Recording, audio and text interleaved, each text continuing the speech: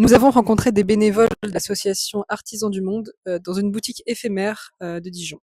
Cette association a pour but de dénoncer la fast fashion et prioriser les producteurs locaux.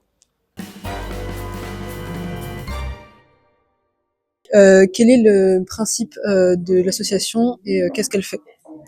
Oui, ben, nous vendons des produits du commerce, issus du commerce équitable, hein. C'est-à-dire que tout ce qu'on vend est fabriqué, vous pouvez regarder un peu les étiquettes, beaucoup en Inde, mais au Pérou, c'est-à-dire en Amérique du Sud, aussi en Afrique.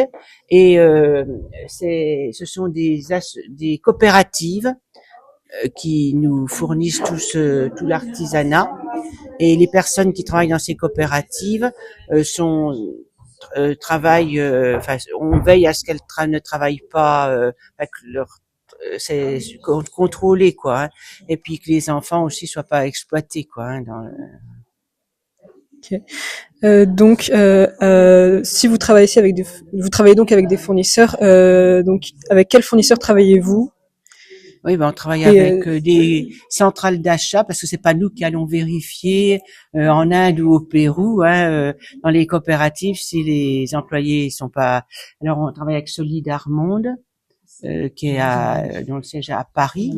On travaille aussi avec l'Amali, Namasté, puis aussi des centrales d'achat pour varier un petit peu nos produits, des centrales d'achat allemandes et anglaise aussi. Depuis quand votre boutique elle est ouverte?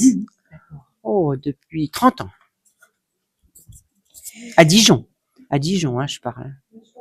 Et vous, quel est votre parcours par rapport à cette association, mais aussi à votre vie professionnelle? Est-ce que vous avez toujours été intéressé par le commerce équitable ou est-ce que c'est absolument pas ça que vous voulez faire à la base? C'est du bénévolat, hein, n'importe comment. Hein, la boutique, elle est tenue uniquement par des bénévoles. Là, les 4 personnes qui sont là sont bénévoles.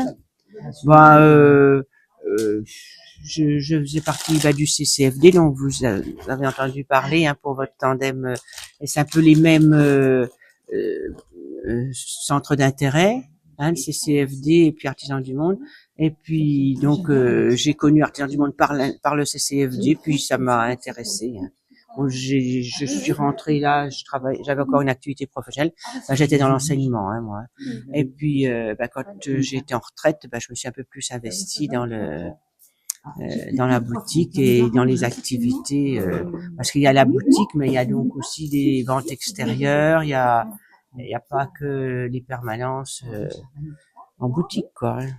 Et cette association, elle propose que des ventes et des magasins comme celui-ci, ou elle propose d'autres choses comme des interventions, des activités éducatives? Oui. On a un pôle éducatif, hein, et puis donc il y a des collègues qui sont spécialisés pour les interventions dans les écoles, de la maternelle au lycée.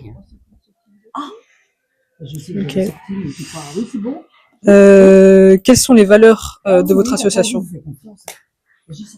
Les valeurs, c'est le respect de la personne, hein, donc des gens qui travaillent dans les coopératives, et puis le prix juste, voilà.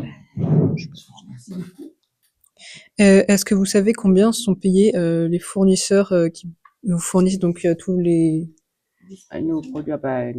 Ça je peux pas vous répondre parce que là-bas, vous savez, vous pouvez vivre avec pas grand-chose. Enfin, non, ça je sais pas vous répondre. Il n'y a pas de souci. Parce que oui, parce qu'en fait, on peut vivre.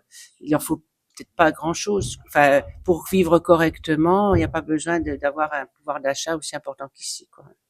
Alors ça, je peux pas vous dire. Eh ben, c'était toutes les questions qu'on avait. Eh ben, écoutez. Merci à vous. Merci beaucoup de nous avoir répondu. Eh ben, de rien, hein, voilà.